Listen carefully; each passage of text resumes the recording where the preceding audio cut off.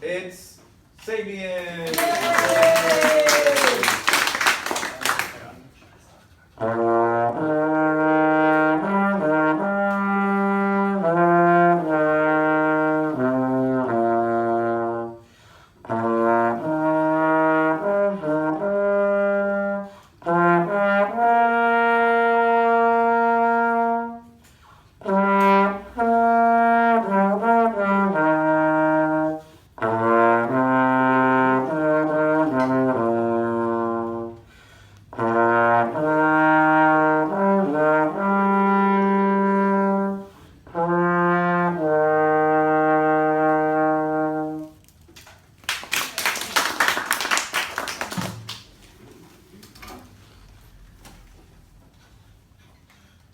So earlier in the year, I had said something about where words fail, music speaks.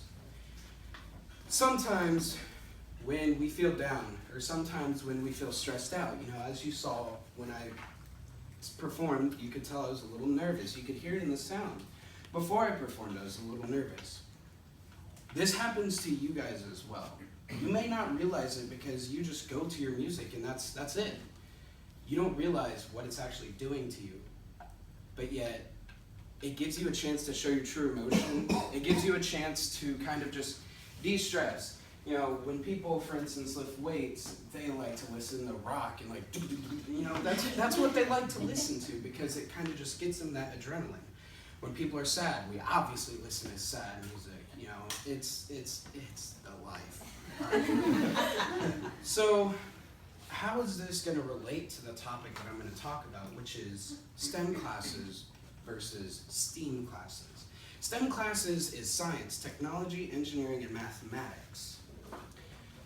With that being said, STEAM classes is just adding arts to the equation because they all kind of coincide.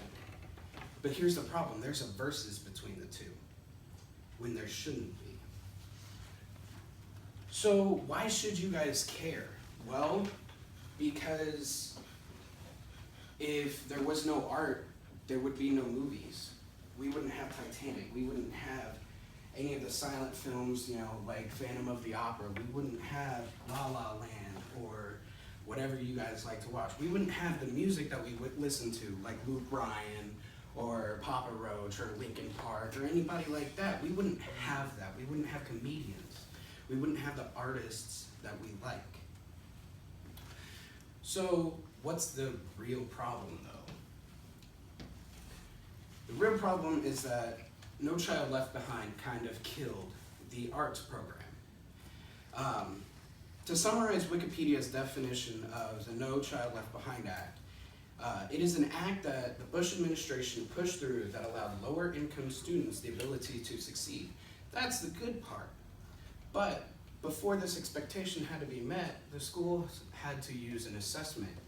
And that assessment wasn't based on the arts because you can't really assess the arts in a way that you can with science, technology, education, and mathematics. So this act focuses on core subjects, being those STEM classes, causing schools to put more effort into these classes than the arts, the theater, the music. Ron Whitehorn, who is an author of an article called No Child Left Behind, Taking a Toll on the Arts and Music Education, says, across the nation, schools are trimming back financing for music and the arts in the name of efficiency and core subjects. That right there just proves, what the No Child Left Behind does. That he realizes what happened to these schools. So, the real problem, art is just as important as all the other classes and it's not recognized. An article called STEM versus STEAM, Do the Arts Belong? According to Ruth Katchen, who is a STEAM enthusiast, the arts are a great learning tool and can serve as an on-ramp to STEM classes for students. And the same article then goes to explain that art provides diverse opportunities for communication and expression. Where did we hear something about communication and expressing ourselves? I don't know, I think it was when I said when words fail, music speaks. So, what's the problem there? Well, test scores are also better. According to Ron Whitehorn again, numerous studies affirm that a student schooled in music improves his or her SAT and ACT scores in math, foreign language, or creative writing. Creative students are better problem solvers as well. So I have a graph to show you guys just how true this is. Can everybody see this? Okay, so according to the Americans for the Arts, data from the College Board show that students who take 4 years of arts and music classes while in high school on average score about 100 points better on their SATs than students who took only 1/2 year or less. I don't know about you, but I've taken about 6-7 years of music classes and art classes and just kind of creative thinking classes, and my ACT score was 29. Now it's not an SAT, but I couldn't imagine where any of my classmates that were not in these classes, where they were at.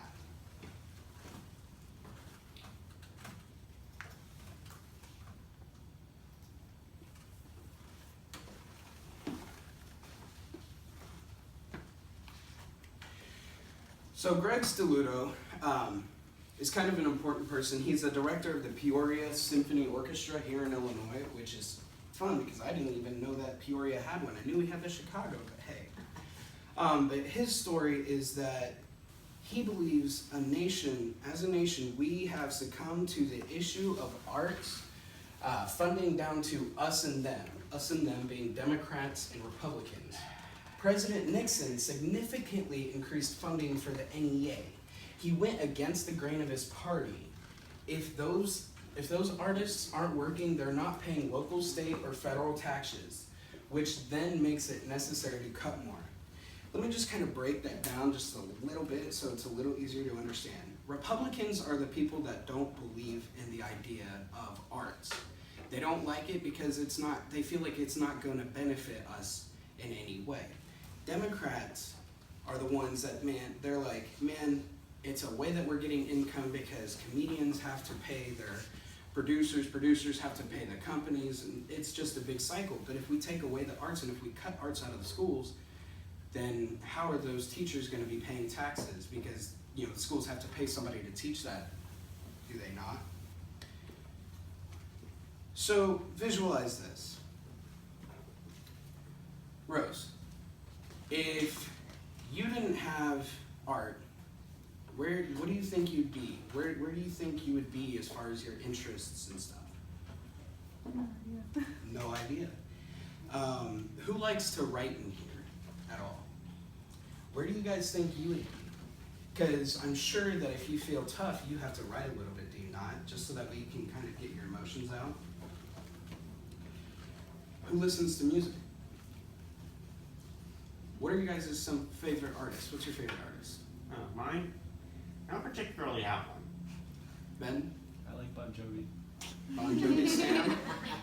I don't really have a particular artist group. But it's the simple idea that if you didn't have them, you guys wouldn't be able to deal with some of the problems that you do.